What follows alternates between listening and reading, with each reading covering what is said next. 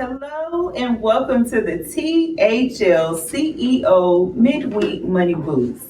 And I'm here with Miss Roxanne, along with me, Tabitha Lewis, and we are here to answer all your questions today.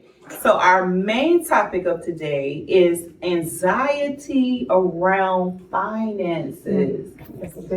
That's a whole real thing. Anxiety around finances. Yes. So we're gonna let Roxanne start us off there. And as we're going through today's CEO midweek check-in, I want you to consider the questions that you have, and we're going to answer your questions live today. And we thank everyone who's here in person as well as streaming with us in on Zoom. Hi and welcome. But yes, what do you think about this topic, Roxanne? I know she got a lot to say. Right. Well, I will say this, especially from a CEO standpoint, your finances, definitely you have plenty of anxiety with it, especially when you're running a business, when you're providing payroll for people, waiting on invoices, just making sure you're maintaining overhead. So, Yes.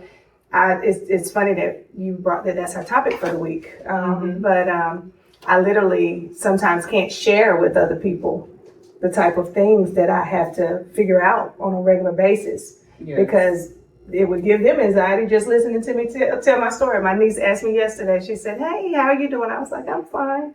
And she was like, "Oh, okay." And I was like, "Yeah." And she was like, "You sure?" I said, "Yeah." I said, "You know what? I'm going to actually tell you a little bit about what's going on with me today so that you have real life experiences for when it's time for you, if ever you have to run a business or anything." And I told her the type of, just covering overhead, Yes. payroll, renewals, insurance renewals for my transportation stuff.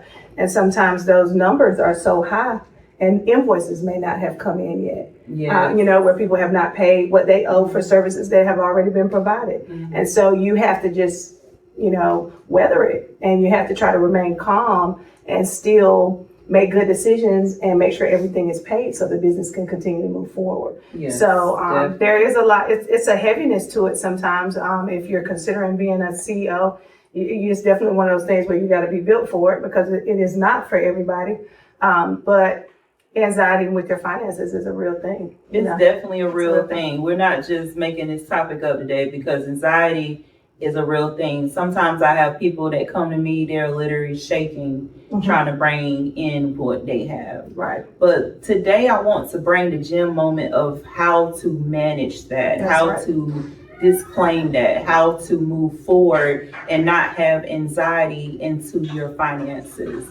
So one of the things that can actually help start this is just preparation. Right. Being able to prepare for the situation so that you're able to confront these finances, because we're going to have to confront them. Right. One way or another. If you're building a business, we're going to have to eventually look at these numbers, because if you're just running a business and we moving, that's hustle.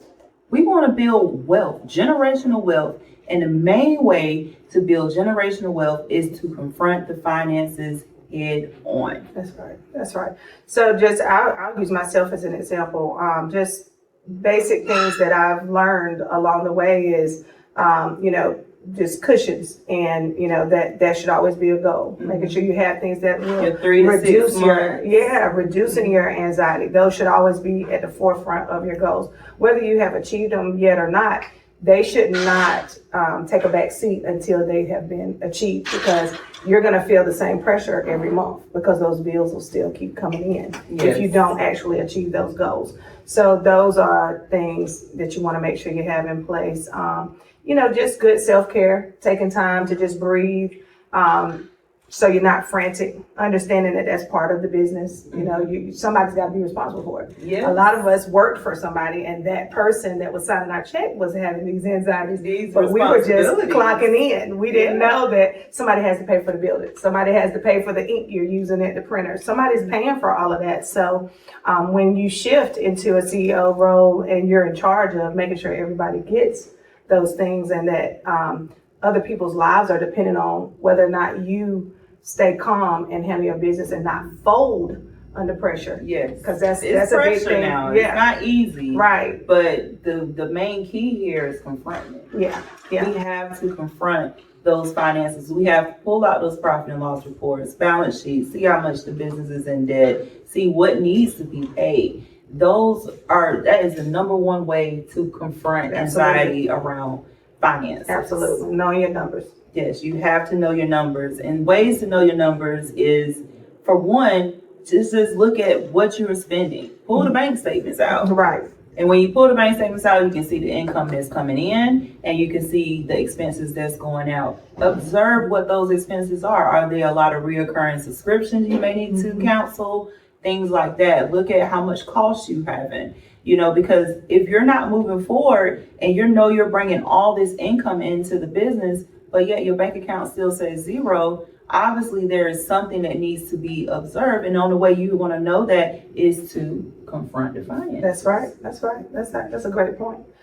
What else would you say would be something that they could do to reduce the anxiety? Another thing that you can do to reduce your anxiety is to educate yourself on it. It's something, simple as downloading Audible, finding books on finance. Instead of playing the radio while you're driving, play a financial book to get you more comfortable with hearing the financial language around budgets. What are these budgets? How do we use these budgets? Right. And another thing is, don't beat yourself up over the budget. Right. Don't beat yourself up. If you go over $1 or $2 on the budget, it's fine. You would have went way more over on the budget if you never confront it. Right. So write out that budget. It doesn't have to be fancy with a fancy app. Right. It's pen and paper you can use. That's right. Write it out. Understand where this money is going, because the more you confront it, the more God's going to come in and help you with it. He's the how. That's right. You just need to put the action in and be able to address the finances. That's true. Very true. Very true. Because a lot of it is a walk of faith. So, you jumped out and you started a business and you're trying to make sure everything is in place, and you're again waiting on invoices sometimes. And so you want to know, okay, well, this is what I really have and this is what's due. If you don't look at it, you won't know. You won't even know that your invoices haven't been paid. And I'm gonna be honest with you. Before I ran the business I'm in now, I ran a property preservation company. And I got to my tax account. It was my first year. I really had made some good money. I knew I made it, but I actually didn't know how much I made until those 1099 started rolling in, right? Right. I go to the tax man and he's like, oh, you owe all this money. Now, no, I wasn't used to owing nothing. I had 4 kids. So I'm like, wait a minute, where's my refund, right? But what came to the conclusion was, he said, you ain't bringing no expenses with you. And honestly, I didn't really want to see them. Right. I didn't want to know, was this business actually worth me putting all my energy in on? So I went back home, and at this time I had a bachelor's degree. I should have known better, right? I went county school, everything. I should have had those expenses, but myself was thinking like, I got these 4 kids, I should be good. Right. Not $5,000-$6,000 later, right? Right. So I go home and I start tracking the things I did that year. And it was crazy of the financial patterns that I saw. I saw that I spent $10,000 just feeding people on the work sites, things that could have been invested in other things to make the business move forward. And I also saw that I was at a deficit. I didn't make any money. Right. That was an eye-opener. Absolutely. But however, if I would have just at least looked at these items throughout the year, I could have made some financial shifts. I could have brought some more contracts in. Because I saw the money coming in, I didn't actually see what was going out. And that was an eye-opener for me. And I looked around and said, dang, I wonder how many other people are running businesses and not making any money. Yeah. So my thing was, it was anxiety I had to get over. I didn't want to know. I just knew I was doing this.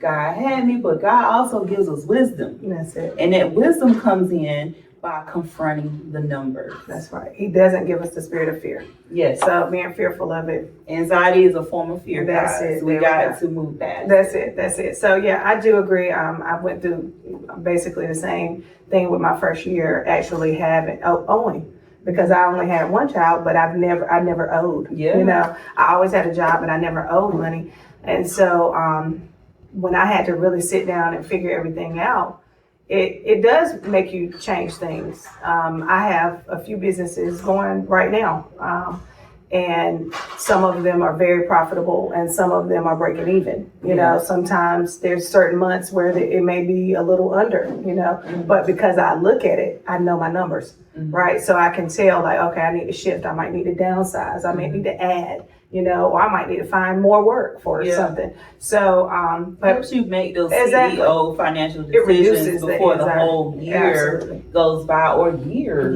go by. Yeah. And you could have made these shifts and even doubled your income. That's it. So those things is some of the couple things I would suggest is just confronting, write it down, no matter what it looks like. You always can change the narrative. That's it. But you got to know, what are you changing? That's it. If you don't write it in. That's it. Yeah, anxiety in your financials is definitely a real thing. And I think a lot of people are not honest about it. Some people make it look good, right? And it's a lot easier when you have people like you and I that are being honest and saying, we weren't always where we are. We were not perfect. Right. We were not perfect. Look, and that's still the reason learning why sometimes. we do this. So that we can help that next entrepreneur not make as many mistakes as we did. And just get through the noise. That's why I created this, so that this can be free. There's no excuse why you shouldn't be here. Ask the question. If you got a question that is on your mind right now, and especially around this topic, drop it, because we're going to answer it. It makes it even more engaging. That's it. I think about, because, of course, taxes are definitely a topic that we should discuss when it comes to financial anxiety.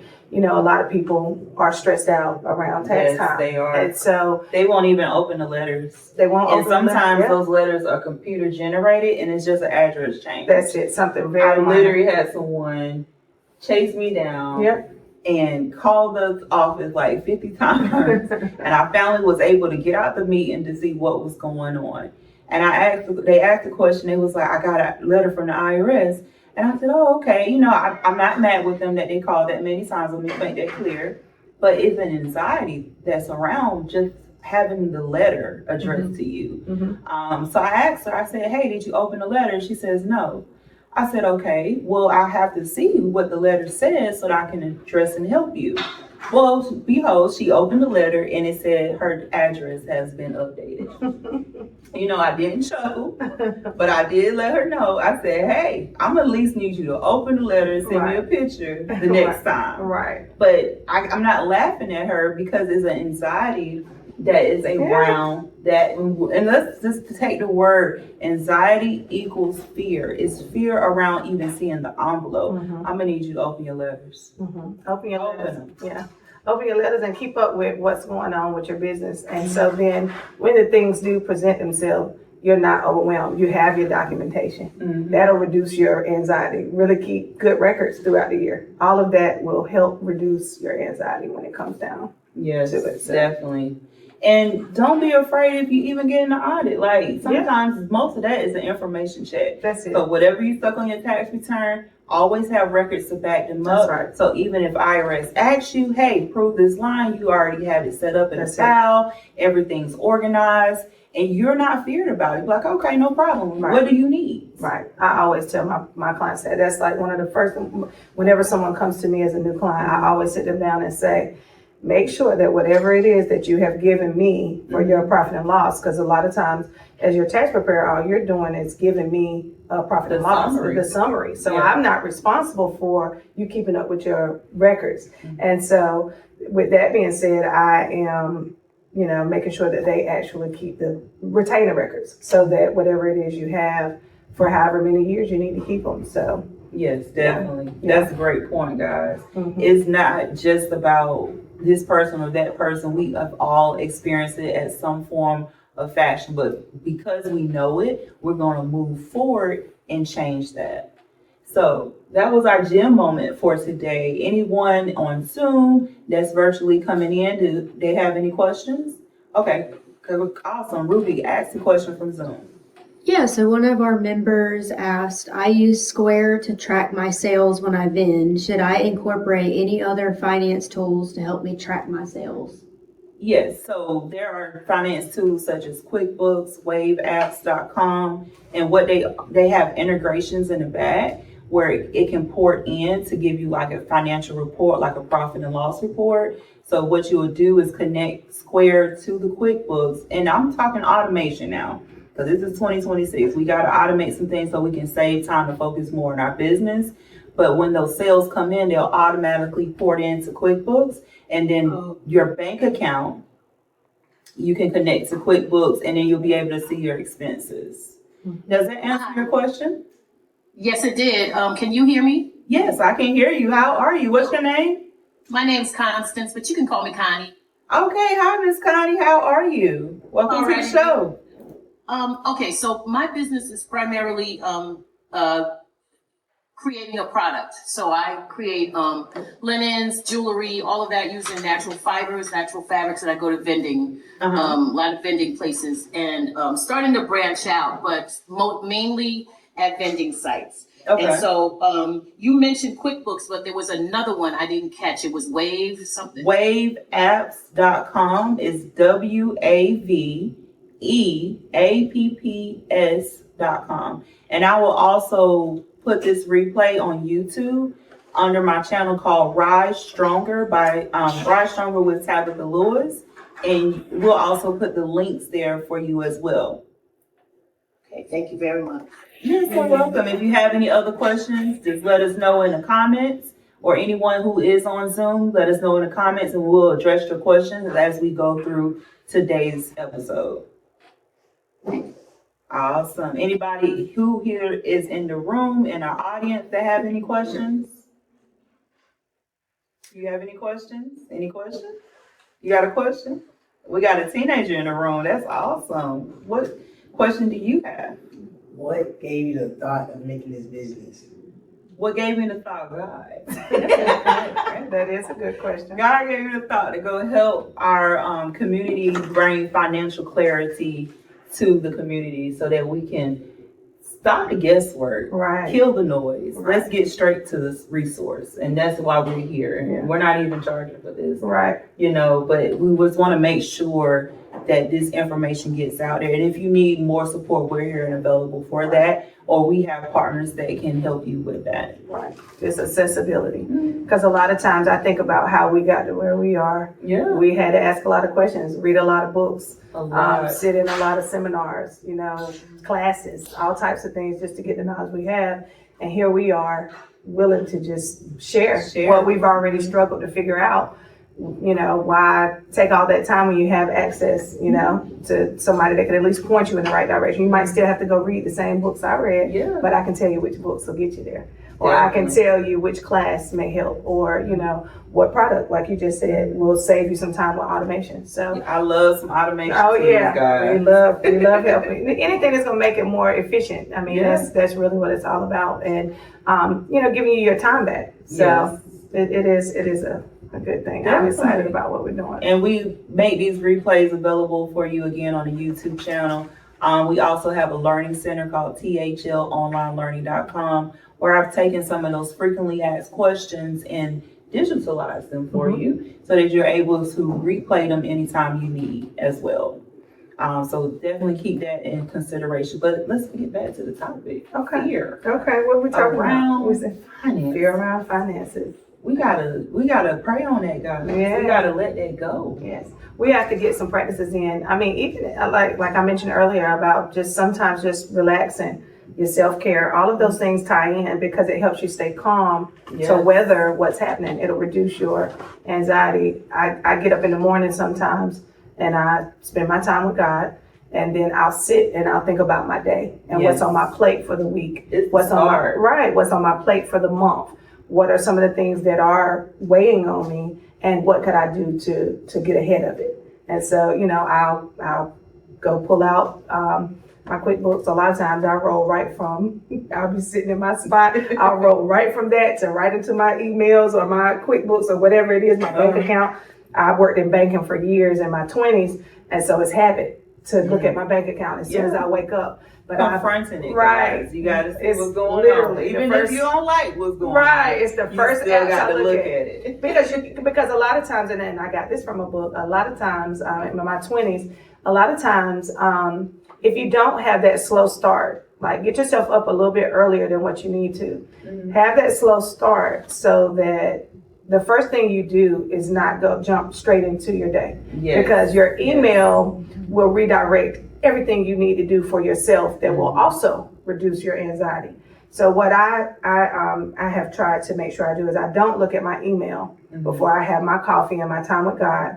I do, after my time with God, I do check my bank account. It's a habit. But I've relaxed at that point. I'm already confident that God has it and He's with me through whatever it is I'm about to face for the day. I check my bank account and then I start checking my emails because something urgent may come up. I'll check my text messages next because certain businesses I've learned, they send me text messages.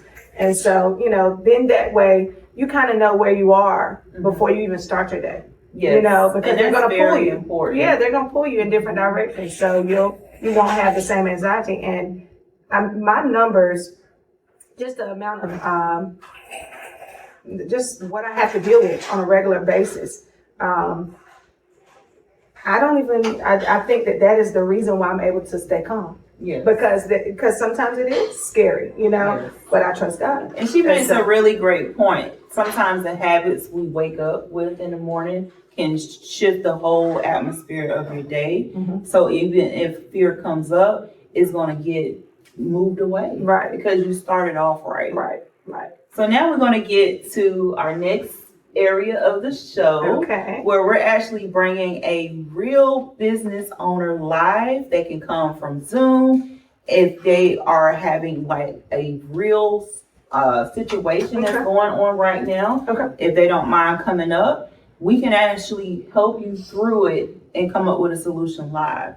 Does anyone want to volunteer for that? Last week we had Miss Ruby Les with Lucky Linen Boutique, correct?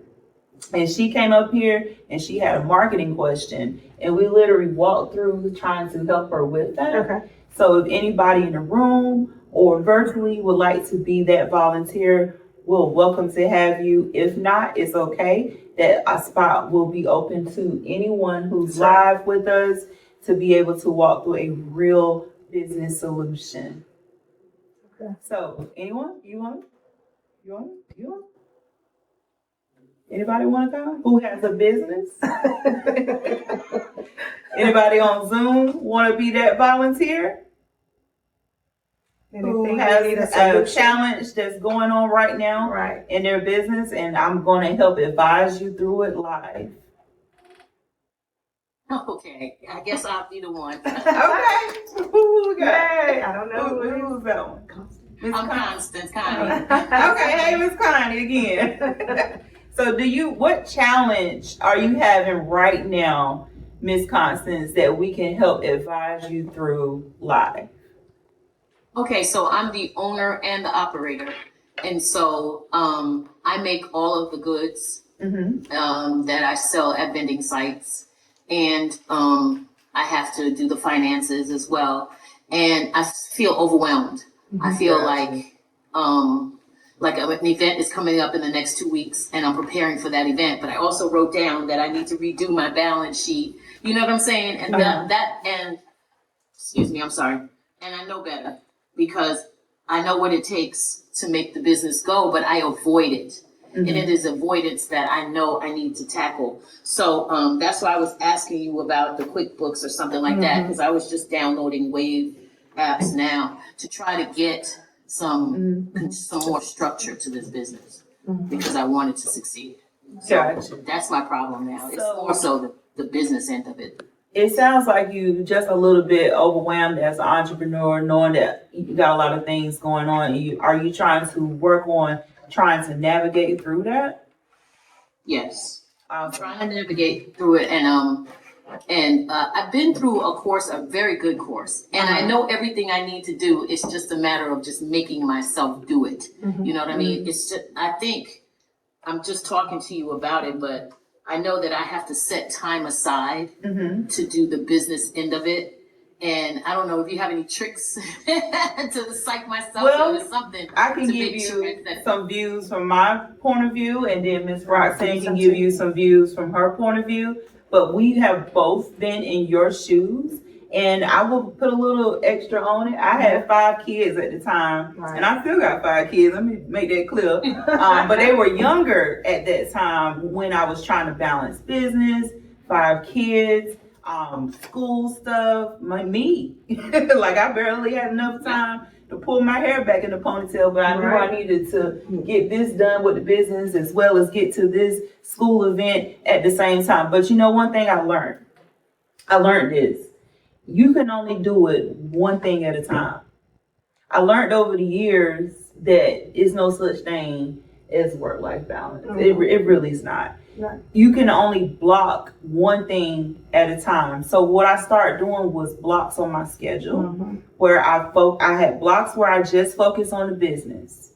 I had blocks where I just focus on sales, like something that's gonna move the business forward. I had blocks where I only intentionally focus on my children. And I did as much as I possibly could as a person. And because every day I made one check, I made sure I hit at least one goal before the end of that night.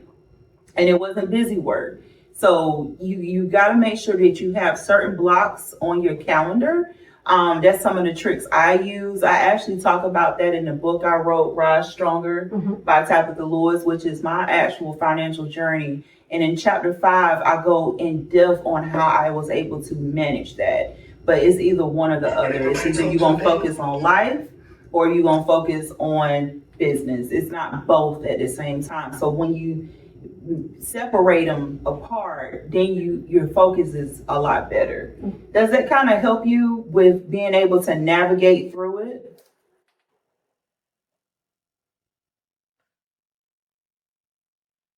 Ms. Constance, are you still there with us? All right, so as I hear you now. Okay, Yeah, awesome. but I got the work-life balance.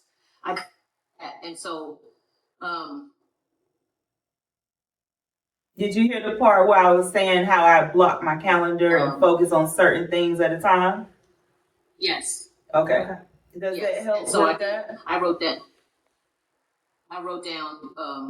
like for like the manufacturing, the making the products and so forth. I could do that on a Monday and a Wednesday, and then the business do Tuesday and Thursday. So I have a plan. I just have to enact it. You know what I mean? I have to almost like force myself to do it. You know what I mean? Well, you can set your intentions in the morning. Yeah. So as soon as you wake up, just like Roxanne says, yes, you know, you have your morning routine, and then you set the intention for that day and say, I will accomplish this today. Yes. Of whatever you have on your calendar for that main focus that day. Gotcha. And then I want to piggyback on, and I know it's a hard adjustment. So, you know, try to be gentle with yourself as you're navigating all of this, because it is all new, right? No one taught you how to do it. You're learning everything one day at a time. So, you know, you have it written out. I used a book years ago. It was working your 5 to 9 until it becomes your 9 to 5. And I reference this book all the time because it taught me how to juggle my full-time job while I was building my businesses that I have now. And it was how I was able to transition from working for other people into really being able to work for myself. And you're going to be tired. Like, I'm not going to lie to you. You're going to be tired because you're stretching yourself, right? But you're stretching yourself for something greater later. So the reward will come, but it's just like with anything else. It's just like if you're going to the gym, you know, it's a lot at first, but then it gets easier because now you kind of have a hang of things. You know that you might have blocked 4 hours, but truly you can get a lot done in 2. You know, or whatever, because you're doing it. And because it's not so behind, because you're touching it regularly, it'll be simple. And if there's ever a time where something comes up or you miss it, you can double up the next week, you know, because now you know how much time it really takes to get it done instead of it being so much that it's overwhelming. Yeah. There was another point I wanted to make. You had said something while you were talking about making sure that you go ahead and do it and execute it. Oh, this was the other thing.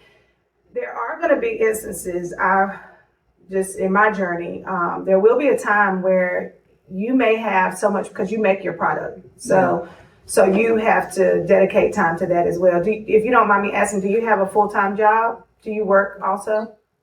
No. So this is what Luckily, you do every day? This is what I do. Okay, that's great. Oh, that's wonderful. So you'll be able to balance it. Because I was gonna say, if it ever gets to the point where it's overwhelming and you feel like you're not having time for yourself as well, I'm big on buying back. I buy my time. Buy your time back. So when you know your numbers and you've profited enough, or you have enough coming in where you can sacrifice a little bit of yours. So now you may take your cleaning off your schedule, or the bookkeeping, or the meal prepping, or those things, because I love it when she said, take that laundry off of your calendar. I'm telling you, because those small things, that's that little bit of time you need just for yourself, right? Because you're overextending yourself all week long. You're not doing what the average person is doing, the 9 to 5. When you're a business owner, I am available 24/7. So some of my industries are during the bulk of the day, but I have one of my industries is 24/7 literally.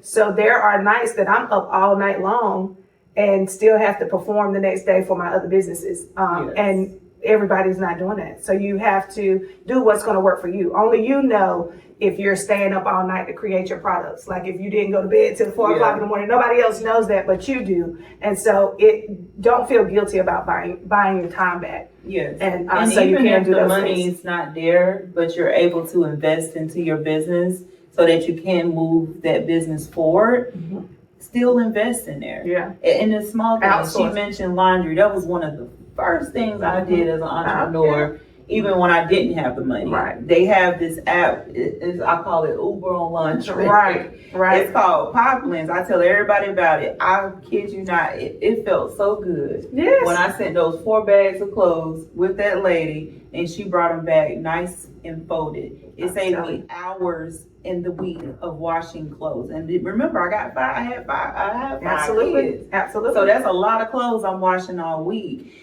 But I was able to replace that time with more focus on my business instead of worrying about the clothes. And it's not expensive. Yeah. It's not expensive as people think of it as. It's literally, if you was to go to the laundromat or something like that, you probably spend about $30, $40. It's the same cost. It's just convenience for them to come to you. Right. Instacart. I love Instacart. Sometimes you need because I don't have time to go to the grocery store if I'm sitting here trying to balance and maximize out my time. Right. So consider the things that's going on in your actual life that you can, delegate or give to someone else to buy your time back so that you can focus more into the business. Because sometimes we may procrastinate or just, get tired because we done did all of the housework. We done mess with the kids, helping It's a lot of work. We're doing the business. We're doing a lot. So even if you can't delegate something in the business, you can probably delegate something in your personal life as well too. Just figure out what that'll look like. And then if you are one of those people that would prefer not to delegate that part, then you may want to consider outsourcing your bookkeeping. Yeah. I mean, it's just, you're gonna have to do something to get yourself in a better position and so that you can reduce that anxiety. Yes. And procrastinating. Yeah, we all were there. I mean, I used to be exhausted. When I recognized the procrastination coming up in myself, even today, I realized it may be something I need to take off my plate. Yeah. Because it still has to get done, but it still has, it still has to be done. That's it. So it must be removed. It's got to, yeah. So it can get complete. Because if it's waiting on me, I may let it go to next week. Right. And next week. And then now when your house is cluttered or the chores that we have, then now it's affecting you in a different way. Yeah. Right. So now you're looking at yourself. That's why I said be gentle with yourself, because it is a lot. It is it's new. But once you get the hang of it and affordability, be reasonable. I can't afford for somebody to come every week. And even if I could, I like to eat out and I still like to do other little things. So I choose in my budget to only have my cleaning lady come twice a month instead of every week. Yeah. Now I won't say that if my budget gets to where it needs to be, that I wouldn't love for her to come every week. Right. Because she now, I was able to incorporate my laundry into it. So, those things like that. So it's just easier. And now I can go hard and I can work hard and I can feel like I can, because I have a child, I have grandchildren, and so I'm able to do all the things and be present when I need to be present and not feel like, oh my God, I got to hurry up and get back to do this. So those things, again, just be gentle, be real with yourself, you know, because only you know how your life runs and what's going to be easy and what's not. Yes, So. definitely. Well, it was great speaking with you, Miss Constant. I hope that helps you on your entrepreneur journey. If you have any more questions, we have a community available on YouTube. If you subscribe, you can ask continual questions over there, and me, Roxanne, or someone will see it and we will respond to it. Or you can join us on the next Wednesday where you can continue to ask questions as well. Now, we're at the part of the show where we're going to open up Q&A. This is the CEO Help Desk. So if anyone in the audience has any questions, please ask us. Okay. So we have a question and My that's in the room. business is service-based. Uh-huh. And one of the things that I notice, if I'm tying it to your topic of anxiety, when you think about pricing, how do you, so there's some anxiety around when you price your services, and I guess it would apply to products too. Right. How do you price it in a way, it gives kind of anxiety, like I don't want to ask too much. I don't want to ask for too much, but I also don't want to ask for too little. Trying to get to that Goldilocks sweet spot Right. of just right. So I want to make a good profit, but also I don't want to price myself out of opportunities or markets that I could have access to. What do you say to someone who's anxious about asking for more than you probably would if you are constantly in some ways underbid? How do you get over that anxiety and ask for what you think you really want or need or deserve? I was going to say what you're worth. Because Yes, it's what you're worth. Go ahead. Well, I love this question. I know, this is her favorite. Look, this is her go-to. When it comes to price, the first thing we need to do is not assume what people are going to pay. Okay. That's number one. Secondly, look at what you are bringing to the marketplace. What are your credentials? What is your experience? How many years have you been mastering this? And that is when we start charging value. Also, analyze the market. What are other people charging? This doesn't affect your price, but just look at what's going on in your area. And even if you charge more than what's going on in your area, you have analyzed all of that into one. And then you also look at what are you offering? What's inside the packages? How much time is it going to take you? How much time is it going to take the team? What is your investment into the package? And then you determine your profit margin of what will make you show up and not be mad. Executing it. Understand your real worth. Because when What's we're your hour? I've undercharged, been mad before. yeah, Look, we and all pay attention have. to that emotion Yeah. because that emotion is telling you I undercharge myself. I devalue myself. And even though you're priceless, there's no price on you per se, but your time is valuable. So if you're showing up and you're executing a package for a client and you charge a certain amount, but the whole time you feel in a certain type of way because you probably beating yourself up that you undercharge yourself, don't be too mad long. Just the next time correct it. Because you're not going to show up fully for that client if you undercharge. But you're Because your energy is off. yeah. But you'll give it your all if you price it right. Well, and I Yes. think that I always do still try to give them my absolute best. But I also, like, if they come back the next time, I have had to say, I can't do it for that. Right, This is what I would do it for. But even my new do it for should probably still be higher. Yes. It needs to Absolutely. be valued to what you're delivering. And even when they come back, don't say I can't do it for this amount, but like, hey, I've enhanced the product, I enhanced the package, this is what we're offering now. Right. And it kind of flows over a little bit better. Yeah. And I think, if I'm honest, a lot of the people that I work with, they are nonprofits or they are entities that might be perceived in some ways of not having the capital to be able to afford your services. And so there's this, does it match my mission? Does it match something that I would want to give to the world. And so figuring out how to show up for some of those organizations, but not put myself in a position where I feel like I'm operating at a loss. Right. You stand on your price.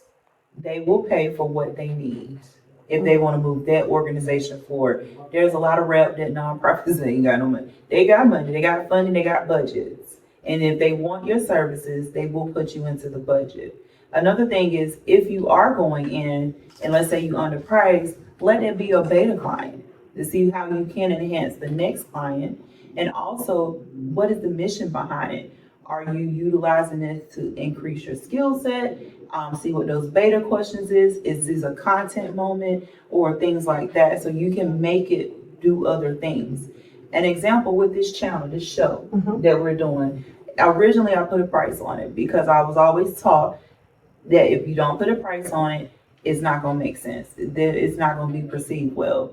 But then I changed the mission up. I said, no, this is going to be free because God put me in place to make sure we get financial clarity to the community so that my mission can come forward. And my mission is to help 1 million women business owners to bring financial clarity and help them build generational wealth moving forward. So that's why this became free. So certain things when I'm doing pricing, I'm making sure that the mission aligns, the value is still given, and I'm coming to you as if you paid me thousands right now. And you still have joy about it. Like And you kind of what you were happy. saying, like the part about like once we Pay realize, attention to the emotion. right, how do we feel when we're doing it? And then we just know for the next client because we all have taken on clients that we were just kind of like, oh, I should have charged more, you know, but then we And learn. some things may just need to be recorded and digitalized for them. Because if you're seeing like a lot of clients coming to you and they're asking the same questions and things like that, maybe if they can afford your price, hey, we have another option available to you. It is an online course that will walk you through what you're asking for me now. And if you need my support as you're going through the videos, you're welcome to book me for a one-on-one at this rate as a check-in. So you can still get the same thing across, but just on their budget if they need adjustments. But you need to have it available. So that's another workaround, which puts kind of a boundary in place, but you still deliver the same thing. Thank you. Awesome sauce. Yes. Like, if I want to make an app that's like for like athletes, if they're like trying out new things and they need a step-by-step process.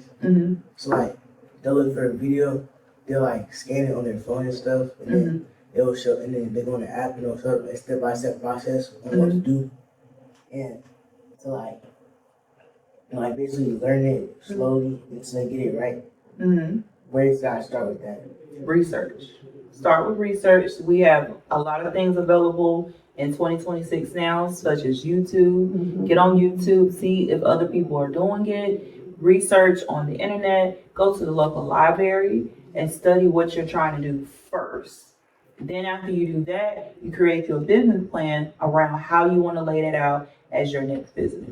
And then you can visit the local small business centers. They have free mentors there that can help you write that business plan out. That was a great question, by the way. And And they that have, came from a teenager, by the right, way. So. and they have app builders for once you've done all of that. So that part, you don't have to go teach yourself how to build an app. They have things that'll make it easier for you to do. Definitely. I feel like today was great. It was. I love it. Yeah. I feel like every Wednesday gets better. And I love that we're being transparent, and we're just here trying to help. Awesome. So we're going to end on that note. We thank everyone who has showed up in person.